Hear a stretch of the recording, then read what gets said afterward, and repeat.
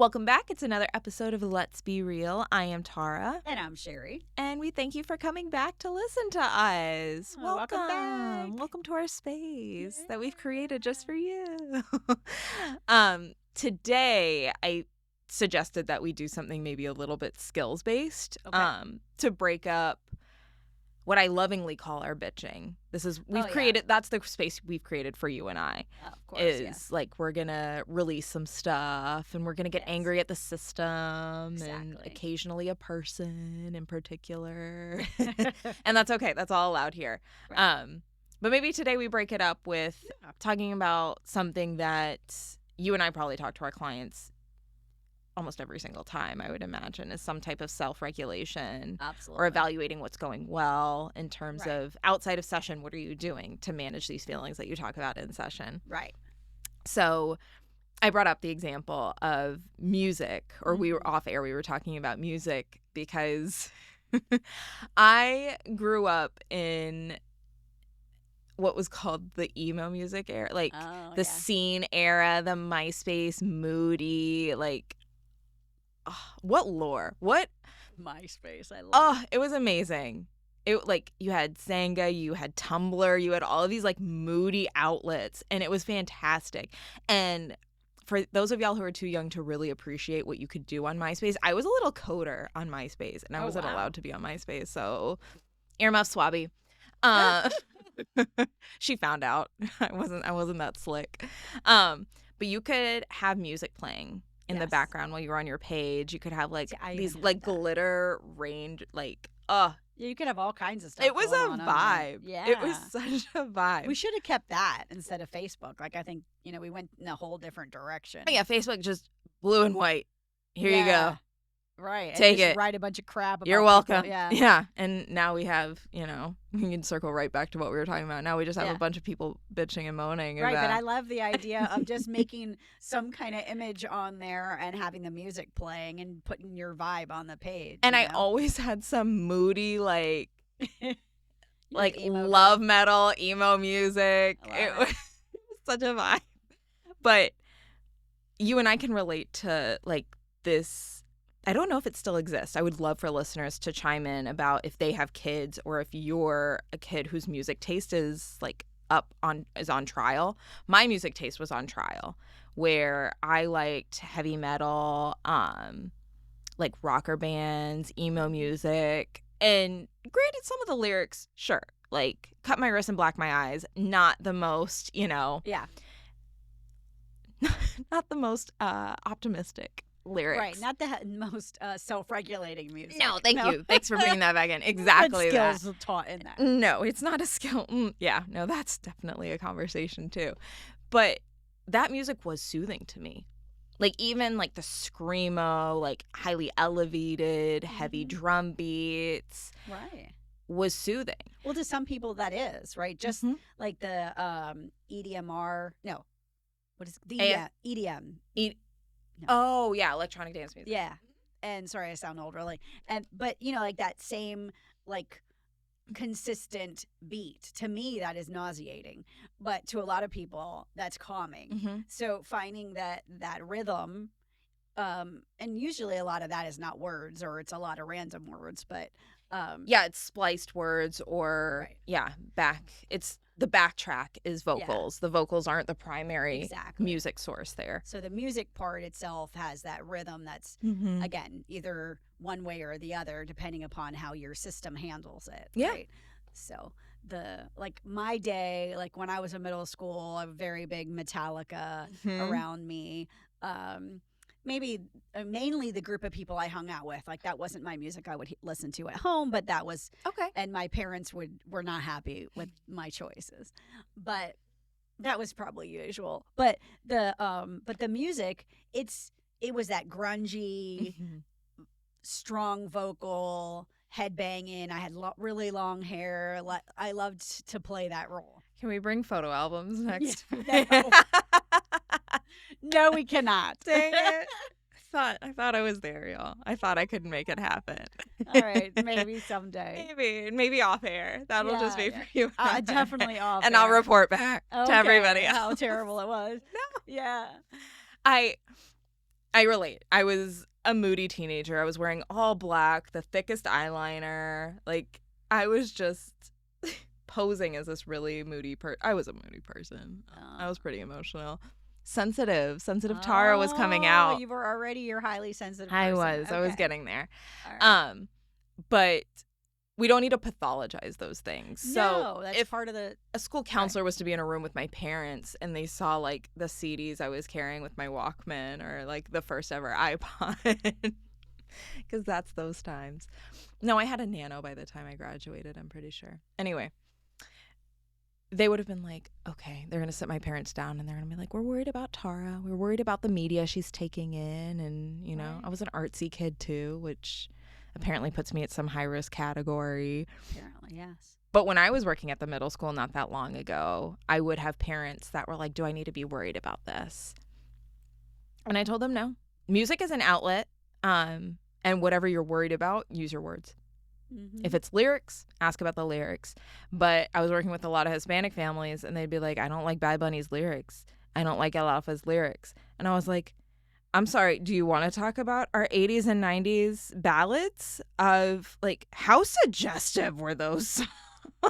Right. If anyone wants to. It wasn't quite as, I mean, although some are pretty bad now. Some are pretty bad. Some are pretty bad now, but, you know, I don't know that that's going to make people want to have sex more so than something we listen to.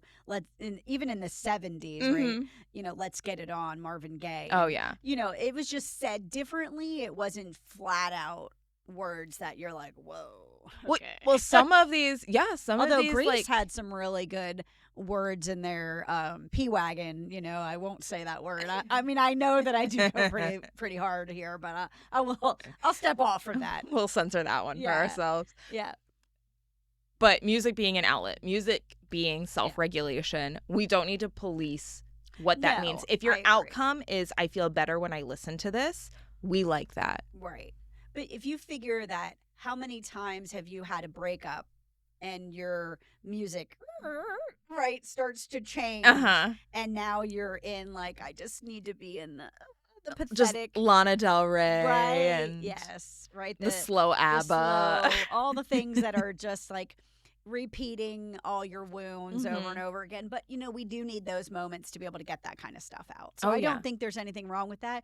If now, you know, you were a happy-go-lucky and now all you listen to is death metal all of a sudden, like, maybe we should just wonder, but not pathologize. Yeah, no, let's take inventory about what this change means for you. Exactly. And is this permanent? Like, what does it symbolize for you? Right.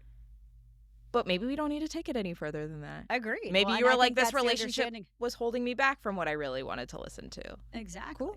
Right. Notice and that. that's, now that we've been, we talk about self-regulation skills, right? That reading is supposed to be another one that's really good because you are able to put your whole self into that story. And I don't mean reading something on your phone. I mean like you know, more Facebook or TikTok or any of that's not really reading. That's just scrolling. But like really reading a book and being able to immerse yourself in that story of the book helps your mind to quiet and think about something else. And a lot of times that's what we need because we cannot bring ourselves down. So I think that also brings up, what do we read?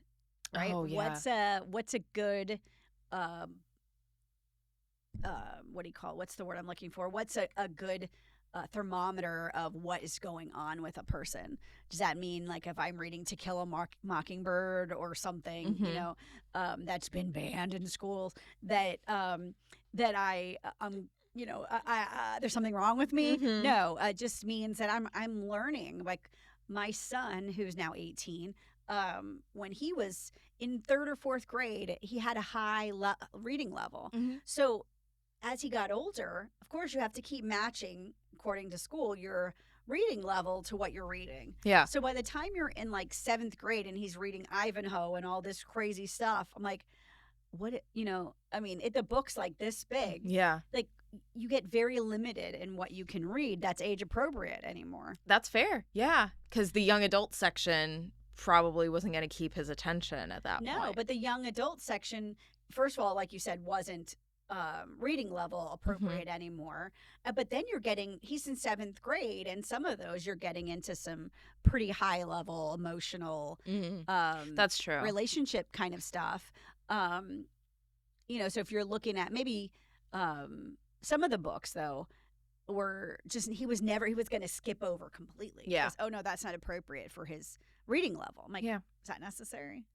But so then he learns words. I know this is irrelevant, but it just makes me laugh because he will say words sometimes that you can tell he learned from reading. Because he didn't pronounce them. Because he doesn't pronounce them correctly. But anyway, so I'm like, oh, how did that do for you? He knows what the words mean, but it's funny.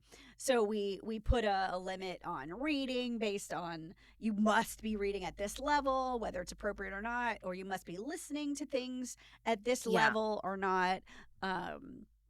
But we wouldn't do that in the opposite direction, right? Like we wouldn't tell somebody, a 7th grader, that they can't listen to Mozart because it's inappropriate for their timeline, right? Right. Like that doesn't make any sense. Of course, we couldn't encourage it. Right, because why? Who said that was, I mean, there's been a lot of research saying that that's great for you to listen to. But I don't know, like why that research is pretty good, right? But what about research about the other stuff? We haven't researched really what listening to headbanger music does for you. There claims to be some research on it, but it's not very favorable for our attitude. Well, I mean, I come from the time period. That's when they talked about playing the records backwards, and Satan was speaking to you. Yeah. So.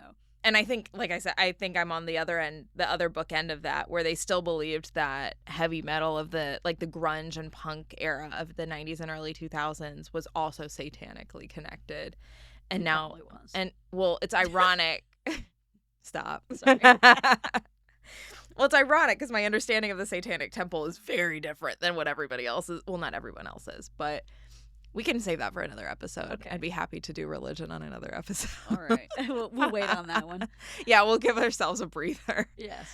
But you had also mentioned, and I can imagine this would be useful with self-regulation through reading, through music, through these methods is really helpful for conflict resolution as well. Yes. So not being a couples therapist, but I have been an intern working in family therapy. We were encouraged to use breaks. Yes. When hostility was showing up, not just conflict, but hostility. So aggressive communication tactics where one person is commandeering the conversation, volumes are escalating, people are standing up instead of remaining seated. That's when it's time for me as a therapist to enact a break, which was illustrated in or was discussed in like our guidelines of family therapy, our expectations of each other. I'm flashing back right now to when I was very unsuccessful, but I was not supported appropriately at this internship, if I can be quite frank. I asked countless times for help with the family, and things had escalated, and I couldn't, I was excused as the therapist. So I failed to protect my client because the identified client was a child. Right. Their parent got very loud. I was very confused about what to do. Because in my mind, I'm like, we all agreed to show up here. Right. Like, why are we going to fight? Yeah. We all agreed that we have the same desired outcome. What happened to that? But obviously, I understand. They had a different desired outcome. And I have a different understanding of what was really happening in that room as a slightly more seasoned therapist now. But then I was a baby therapist. It was my first internship after my practicum classes or after my theory classes on group, individual, and family therapy. Okay. And I was like, okay, I'm not prepared for this. It was also 7 o'clock at night. I have no business working. Oh, great. I'm a 7 a.m. therapist. I'm not a 7 p.m. I'm a 7 a.m. therapist now too. Yeah. So boundaries were discouraged, of course, too, because I was an intern.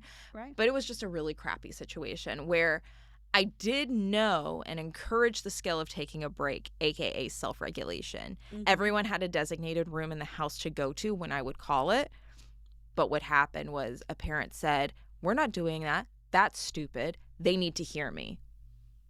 Okay. And I was like, right. that And what is must it be about great. this demand to be heard, right? And that's what happens in these sessions, right? They think that that's what they're coming for. Mm-hmm. They're coming for so that we can all be heard. Well, I get that, right? We want to be heard. But so I started I went to a training for marriage counseling. How ironic. Anyway, but I did go recently. And one of the things that we were learning was about that taking 30 is what they call it. And the idea is to be able to say, I need to walk away. I need to be able to sit, have something to read, something that I can, working on my breathing outside of the presence of that other person, right? Creating distance, right? So not only creating distance, but allowing for yourself to bring down that emotional energy, because you really are in the back of your brain, right? You're in that that part of your brain that says, I'm going to act like a toddler. Yeah. Right? So if you're in toddler mode, no one is going to be able to get you to change, and no one's going to be able to get you to understand or change what you're feeling at that moment. You're feeling attacked. So that's the time to walk away. When people don't let you walk away is when we have dangerous fights. Yeah. Right? When people say, no, we need to discuss this right now. And that is, because I've learned the majority of my life, never go to bed angry, never let a fight go without discussing it. Well, I don't think that anybody meant keep fighting it out until, you're trapped. The idea is, no, we're going to try not to continue that fight for days, but I also want to be able to, like, for people to hear this statement that you have to be able to get yourself regulated before you can continue that discussion. Yes. You are not going to get what you need, want, or be heard if you continue to ask that person to give you what they're not ready to give you. Correct. Or not able to, for that matter. And this is where I was encouraged in my own therapy, and as a therapist of individuals who doesn't work with couples, I encourage, when you're recovering from conflict, allow that recovery to take place, allow the repair to take place. Right. And when you find yourself at the other end of the circle where you're feeling really good, when you're feeling positive, optimistic, like this is my person, those things, those types of feelings, or whatever equitable feelings you have, that's when it's good to say, hey, we're likely to have a conflict again. Yes. And at the end of it, we may feel that, I hear, how many times do we hear, like, I don't even remember what we fought about. Exactly. It was something so stupid. Because you're back here, right? You cannot even take it in. But the important thing is, it's not the content of the fight that matters. It's not the trigger necessarily. It's what's offended within you. It's what value was broken in this. Right. What disrespect did you feel? What are you responding to? What brought you back here in the first place, right? Exactly. So when they're in that good state, setting those guidelines of, why don't we try this? I don't want our conflict to get to that point where I said this or you acted this way. Right. So let's prevent that by, you take the living room, I take the bedroom. I have my book there, or I have something, like, you take the cat, I take the dog. Kind of like, let's get back down to activity. Let's get back to activation, where we're not emotional, where we're not speaking out of, like you said, the back of our head, our reptile brain. Right, exactly. Our fight or flight. We're speaking to where we are not versus each other, we're versus the problem. Right. Or if you're in freeze mode, right? If I just can't take this in, I cannot, if I just keep saying I can't speak, I just don't know what to say right now, I can't talk, right? Allow that person. They also say that going for a walk or running, not to do that. Really? Right, which I thought would this is news to me. Right? Which I thought would be the opposite. Learn me something, Sheri. Because then you're letting it ruminate, right? And when you're in a fight, rumination is not going to help you, right? You're just continuing to fight the situation in your head, right? So you need something that's going to put you into another story, another situation, take you out of it. Being able to breathe. You cannot be in an anxious state and a calm state at the same time. So you have to be able to clear your mind to be able to to do good breath work. So that's why they say reading or listening to music, allowing your mind to listen to the music a lot while you're doing the breathing. So that's the most important thing.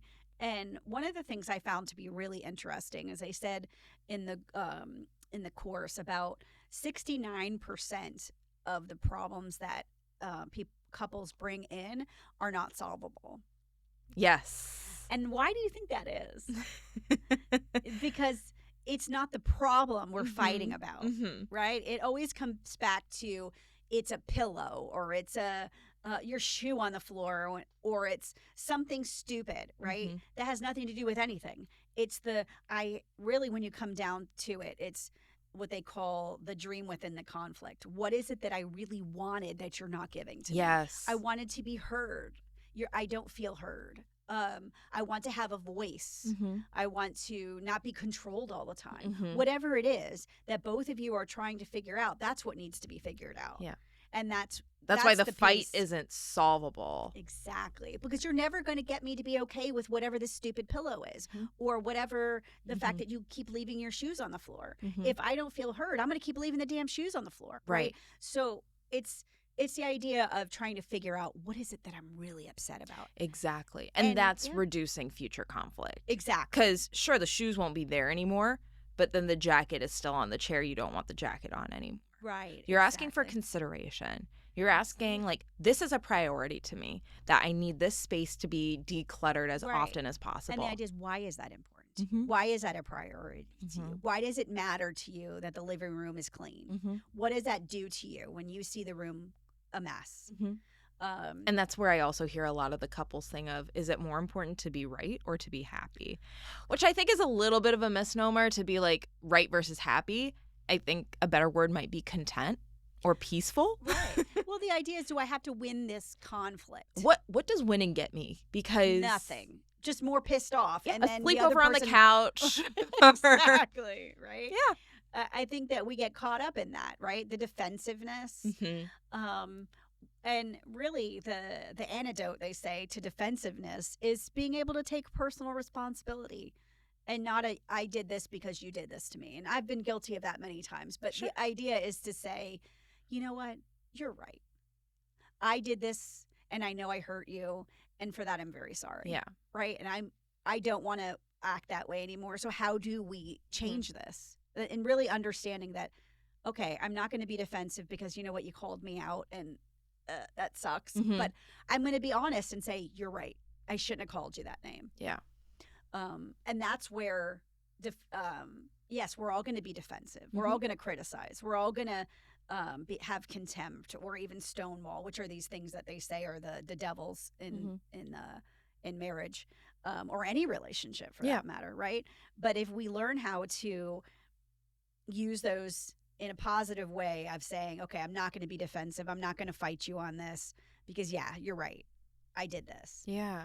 It becomes a problem when the other person does. Neither one of you see your side, and just forget it. You're never gonna. I feel like we're warming up to having like a Gottman series for the podcast, which I really like. I'm a big fan of the Gottman method and the Gottman Institute. Definitely. Well, we're as researchers in my office. We're gonna be doing a couples study of cool. Gottman, and the idea is not to wait till you're on your way out of the marriage.